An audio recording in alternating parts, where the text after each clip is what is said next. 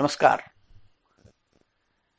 Union Home Minister's maiden visit to Kashmir, a 2-day visit to Kashmir, ostensibly to take stock of the security situation with regard to the Amarnath Yatra, has been wrapped up. It has been a hugely successful Yatra, but there are 4 or 5 key indicators which will give us an inkling as to what the BJP government's Kashmir policy is going to be in the Modi 2.0 regime. The first thing, there was no Bandh this time. A very unusual thing. In about last 30 years, every time a central dignitary visited Srinagar, there was a Bandh call, but this is the first time when there was no Bandh call.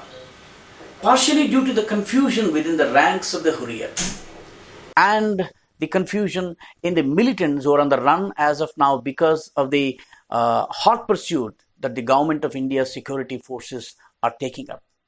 The Hurriyat is confused because it was expecting an olive branch from Amit Shah. So they were in two minds whether to give a call for a Bandh or not. And in the end, they decided against giving a Bandh call. And Amit Shah, of course, did not extend any olive branch to the terrorists. He has, in a very curt manner, told the Hurriyat leaders that there would be no talks with them in the near future. The second major indicator is his refusal to meet any politician of any kind, including those from the BJP. So he has studiously shunned meeting separatist leaders. Even making phone calls was a no for him.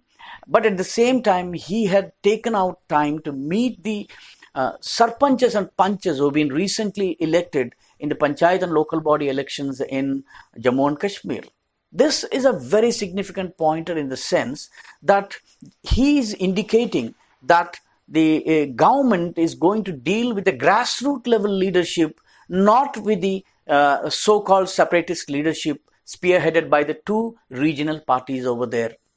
So he spoke to the sarpanchas, he allayed their fears, and then he has also assured that funds would be directly transferred into the panchayat's account so that the welfare and developmental works can be taken at the grassroots level without any interference from the state level leadership.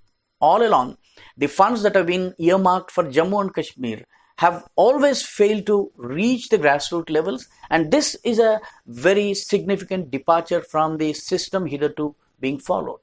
The third indicator is he has taken out time to meet the family members of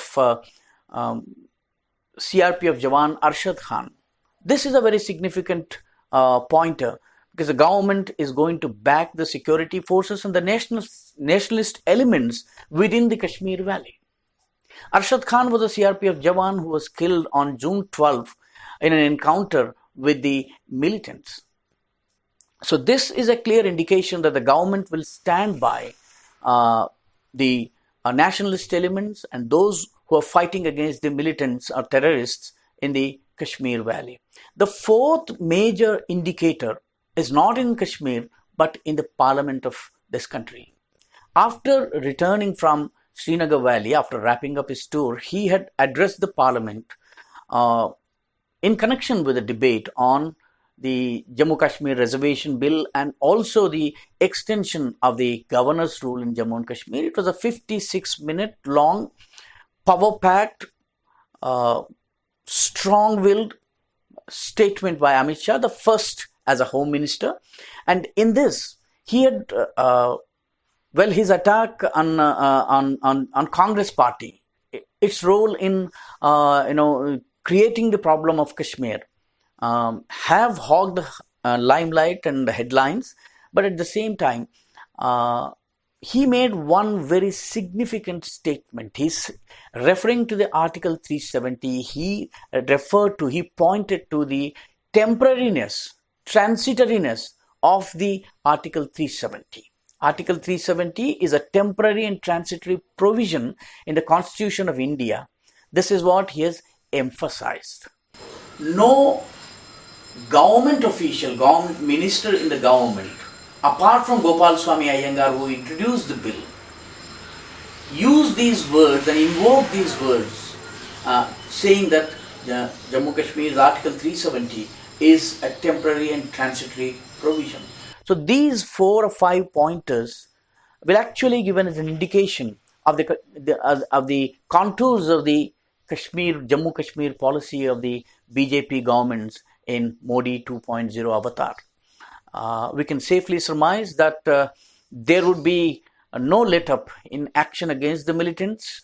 There would be every effort to bring around nationalist elements on one forum, give Jammu and Ladakh their due, and also that the talks with Hurriyat are not going to be there in near future. And if at all they would be held according to the terms and conditions dictated by the central government.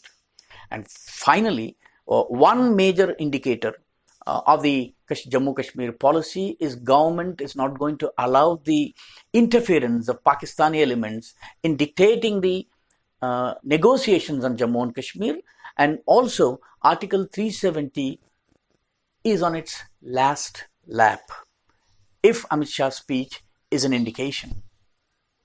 If you like this, please subscribe and share and spread the thought. Thank you.